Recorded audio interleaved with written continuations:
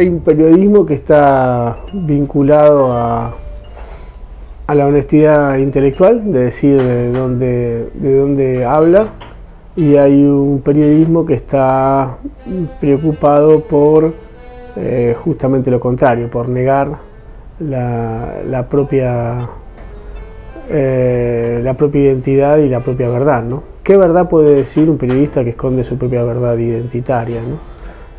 Si yo soy de River y no le digo al oyente que soy de River, ya estoy mintiéndole, ¿no?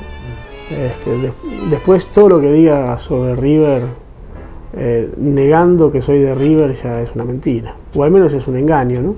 Y yo creo que ese engaño, esa lógica de la objetivización del lenguaje y la objetivización de la técnica, yo creo que ya ha quedado en el pasado. La pretensión de neutralidad y sobre todo la imposición discursiva de su propia neutralidad, ¿no? Es decir, yo digo, yo soy neutral, impongo mi neutralidad al oyente engañándolo, ¿no? Me parece que ahí hay una operación cultural que es deshonesta intelectualmente. A mí lo más interesante de la ley de medios me parece que fue el hecho de que desnudó a los medios de comunicación. Pero en términos comunicacionales lo más importante era esa lógica, esa posibilidad de que las organizaciones no gubernamentales tuvieran la posibilidad de tener sus propios medios de comunicación sin ser convertidas en empresas, y que los estados, ya sean municipales, provinciales o nacionales, también tengan la posibilidad de su propia comunicación, porque eso lo que generaba era tres lógicas de comunicación. La lógica de comunicación empresarial, donde se trata de hacer negocios, donde se trata la información es una mercancía, donde los intereses del grupo económico priman por sobre el mensaje. La lógica del Estado, donde la lógica política prima por sobre el mensaje, es decir, la necesidad política de defender los gobiernos está por encima de la verdad. Y después tenías las ONG, en el cual la lógica de su mensaje primaba por encima de la lógica política, ideológica o comercial o económica.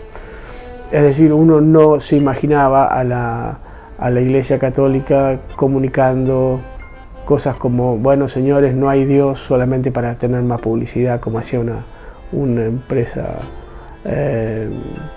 sino que de lo que se trataba era de generar un mensaje determinado, con otros intereses atrás, pero su propio mensaje, ¿no? Esos 3/3 lo que iban a dar era una pluralidad de formas de pensar y formas de transmitir la información y de circular la información en una sociedad que obviamente no era perfecta, pero sí era más plural y más democrática. Pero creo que las organizaciones no gubernamentales, que los estados no tenían capacidad de generar la cobertura de esos medios de comunicación. ¿Qué es el periodista hoy? Un tipo que sube un estado informativo de Facebook o en Twitter, ¿es periodista o no? ¿Está legitimado para dar información o no? Entonces, la fake news, por ejemplo. Yo tiro una fake news. ¿Qué me legitima a mí para tirar una fake news o para tirar una verdad? Las redes lo que hacen es democratizar el acceso y la producción de información, pero al mismo tiempo lo que hacen es generar un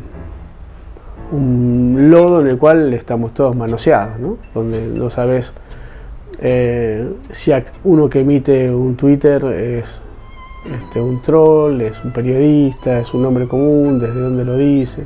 Al mismo tiempo, Clarín miente, ponele, o La Nación miente, o Página 12 miente, digo,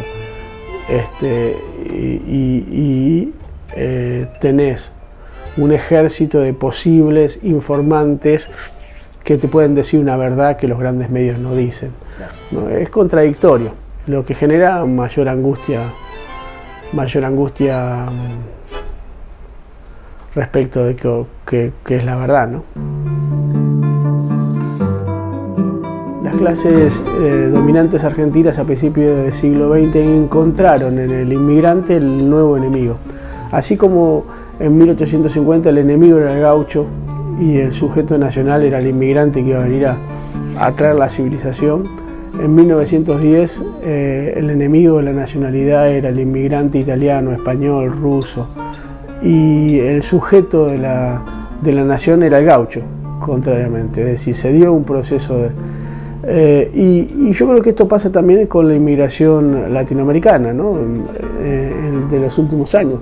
Ya el establecido es el inmigrante italiano, español, ruso, judío, instalado en la alianza con el establecido anterior, que era el gaucho o el criollo o la clase dominante, y el nuevo sujeto adversario, el que viene a desteñir el modelo nacional argentino puro, es el inmigrante latinoamericano, ¿no? Pero en realidad siempre se produce sobre el inmigrante esa lógica de prejuicio y de ajenidad y luego finalmente de absorción.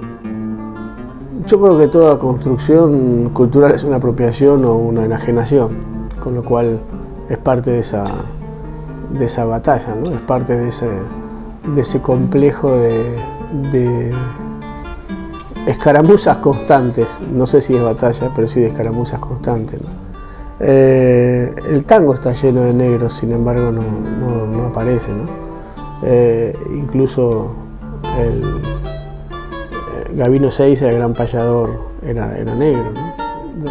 La negritud no desaparece solo en el olvido de lo afrodescendiente, sino en el olvido del mestizaje y del mulataje, ¿no?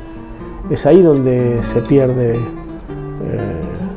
donde se disuelve y donde se hace invisible, ¿no? Y creo que tiene que ver con la cuestión musical, pero también con la cuestión cultural, ¿no? Tiene que ver con el sujeto nacional. El sujeto nacional siempre ha sido el mestizo, ¿no? El gaucho o el descamisado, ¿no? Que es su cabecita negra, ¿no? Siempre los sujetos nacionales siempre han incluido la mezcla.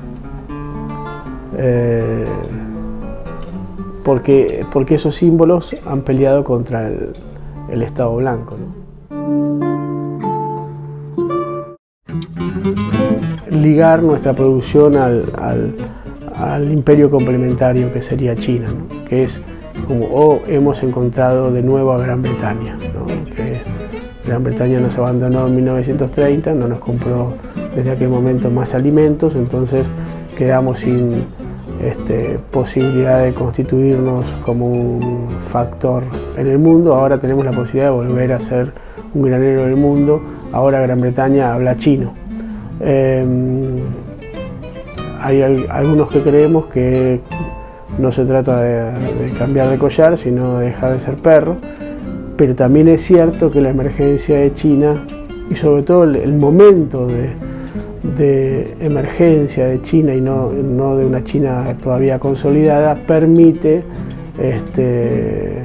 la construcción de una relación de mutuo acuerdo y de mutuo interés en la construcción de economías complementarias, ¿no? Nosotros, aprovechando la necesidad de China o de Rusia de emerger como potencias mundiales, podríamos obtener algunas ventajas en la producción o el encadenamiento en la producción de China y Rusia, generando no solamente la venta de materias primas, sino agregando valor en nuestro país o en nuestra región, aún con capitales rusos y chinos, ¿no? Pero para eso hay que tener muy claro quiénes somos, a dónde vamos, qué significa ser argentinos, qué significa ser latinoamericanos. Y lo que yo encuentro es que la clase dominante argentina solamente quiere vender más granos o vender más soja o vender más carne, ¿no? Por eso era capitalista, pro-británica, pro-yanqui pero cuando tuvo que venderle cereales a la Unión Soviética no tuvo pruritos ideológicos, ¿no? Porque lo único que les importa es vender el poroto de soja o la carne de vaca, ¿no? Y no agregarle valor. Desgraciadamente la experiencia macrista te demuestra que la clase dominante argentina, que nuestros mejores hombres y mujeres, aquellos que tienen apellidos tradicionales, aquellos que estudian en las mejores escuelas, están muy lejos de ser los mejores de la sociedad y no son más que bucaneros que buscan su propio interés económico de la forma más rancia posible. Y el enriquecimiento del ministro de Economía, del ministro de Hacienda, del presidente, en 50, 80% en un año, especulando con los propios bonos de la deuda que ellos emiten, demuestran que nunca se van a convertir en una clase dirigente, sino que solo son piratas del asfalto.